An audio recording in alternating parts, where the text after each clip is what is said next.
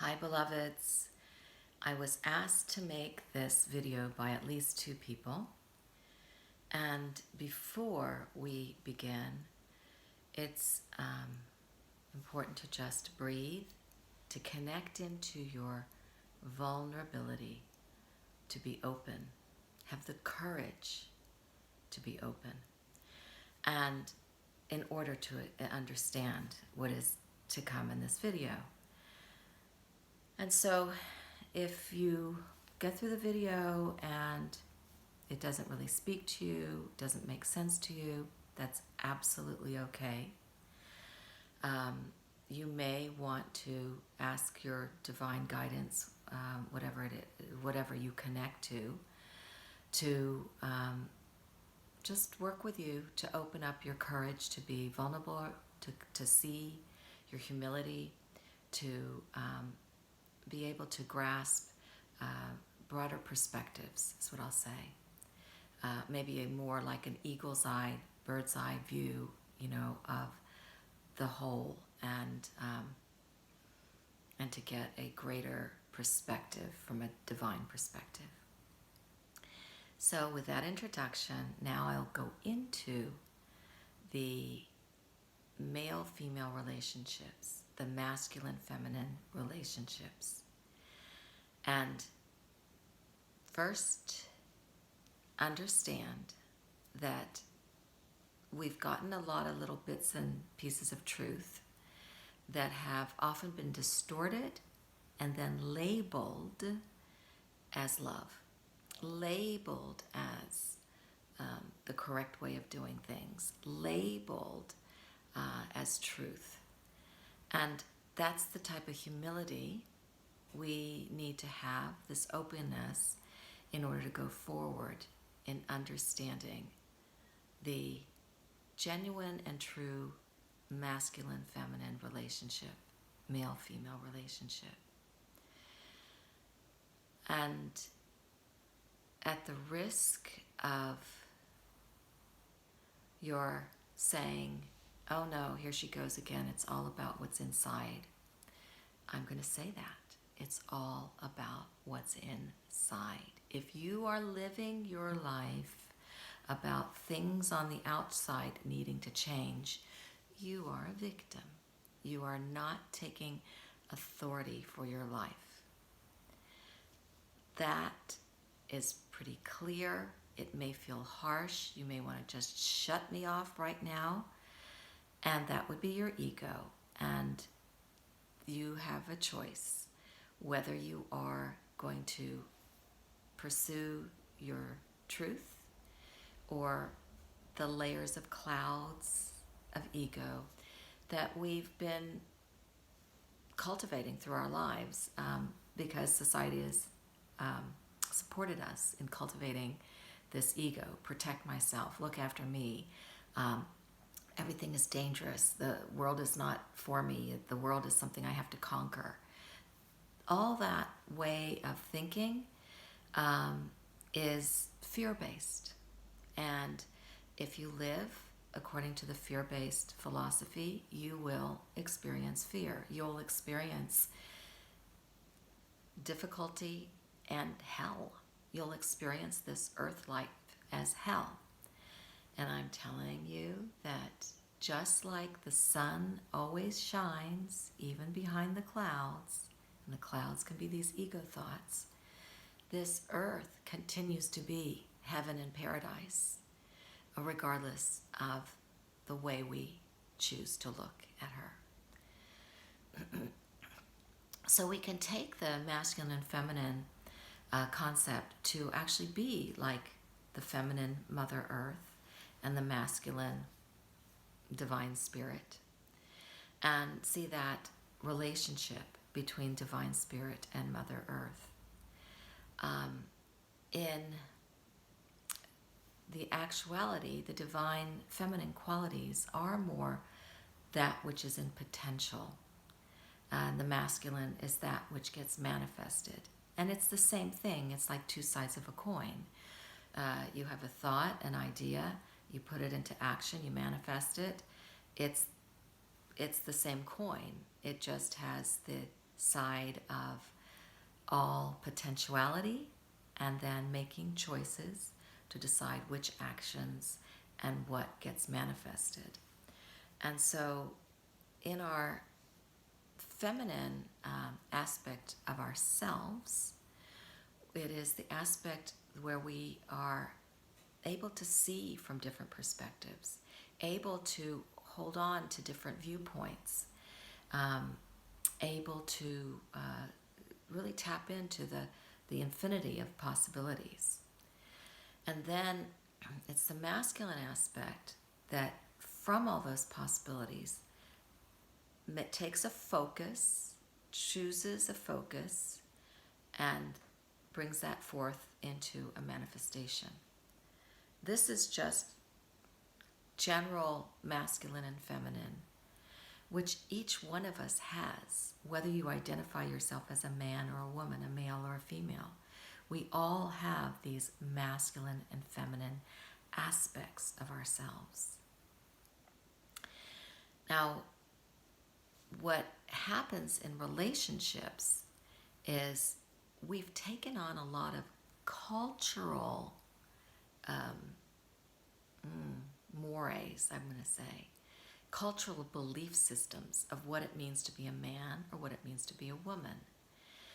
And they do take the basic truths, but with a lot of extra distortion to it. So if we take the basic feminine, all possibilities, making space for all potential, like the womb is what allows for new life to come forth. The all possibilities, the making things happen, or making things, giving things space so that they have the possibility to expand. That's also a lot of mothering, nurturing, right? When you sit beside your child as they're struggling through their math and you just say, yes, you can do it. You can do it. You're holding space. You can do it. Just, think, look at this, see how you can put that and two together. Holding space for this child to be able to manifest. And the child is then doing the masculine aspect of actually manifesting a math equation to an answer, writing it down and making something, or supporting a child in doing a piece of art, wanting to draw a picture of their grandmother for their birthday. You can do it. Yes, remember she has eyebrows too, and that's the giving other perspectives to help the child then manifest in the masculine. Manifesting is the masculine aspect. So this is something that the father could do, a man could do. It's just the nurturing aspect, which is a divine feminine aspect that belongs to both men and women. Society has told men, you can't cry, you can't have emotions, you can only have pride or anger. They've also said, you can't do any kind of feminine thing because that will take away from your manliness. So don't put the apron on and cook. Don't sit with the child and help them, tell them what to do. And even the feminist movement has usurped the feminine power by saying, look, the only power there is this masculine power. So put your pants on and, be like one of the guys. That works to a certain extent, but we inherently know the real force of the feminine power of making space or not. So in relationships, there has been, in this way the world has been, there has been these divisions of roles. Like the man has to lead and the woman has to follow. Then that gets challenged with the feminist movement, and then it becomes like the opposite, that there's just one person who leads and one person who follows, instead of the collaboration that happens with the feminine aspect of looking at all possibilities. A man or a woman can do that. And then the masculine aspect of choosing a focus. A man or a woman could do that. And in a relationship, maybe one chooses one focus, the other chooses the other focus. They can either say, look, these two focuses can fit together and we can work together, or they can say, these two focuses, they have their separate paths. And I love you, and we're just going to flow down the river in separate paths, but we're still flowing down the river together. The old concept of you have to do whatever it takes to stay together is denying the truth of what's coming from within, as this is the focus I choose. And it's not saying that because I choose this focus and not your focus, that your focus is bad or your focus is wrong. It's just we're choosing different focuses. We're flowing down the same river, but in two separate streams. And it's the same river. So there is no real separation other than our focuses are different at this time.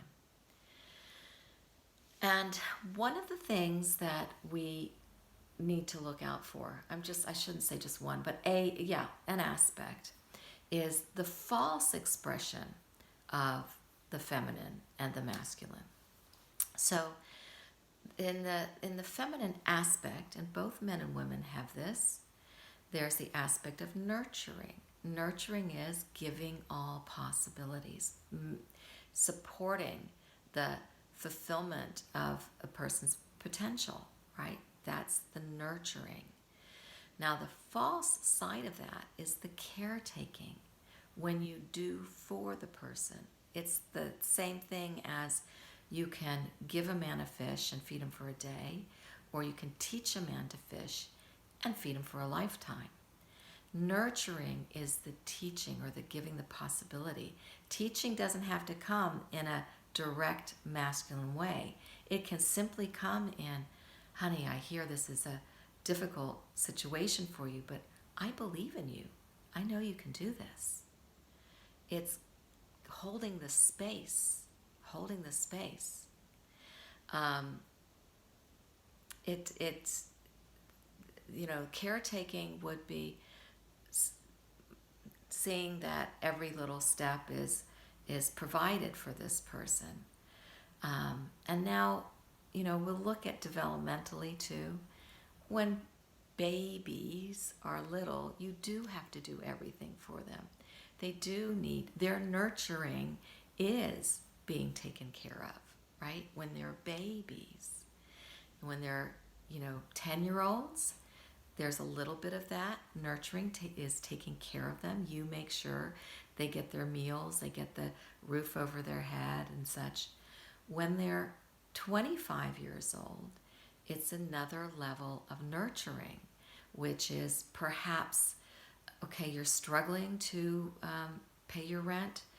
I'll help you out with a loan, but or you can move back home. It's giving a nurturing. The more you can say, I know this is a struggle. I know this is a challenge. I believe in you. You can make it through this. That's nurturing in the divine sovereign beingness of a person. And that doesn't mean we don't help each other out when we're asked, to, or just help each other out because service is a way of our own growth and development, is when we do service for others. And it can be a simple service of like, when you leave a room, you leave it nicer than when you came in. You go to a public bathroom and you take a paper towel and you wipe off the counters and I forget what it's called, the faucets and the hand pieces and the sink, and you throw it in the garbage. You, that's a service, and that's very loving, and that's very nurturing. Um, it's the caretaking when we take on somebody else's responsibility and do things for them.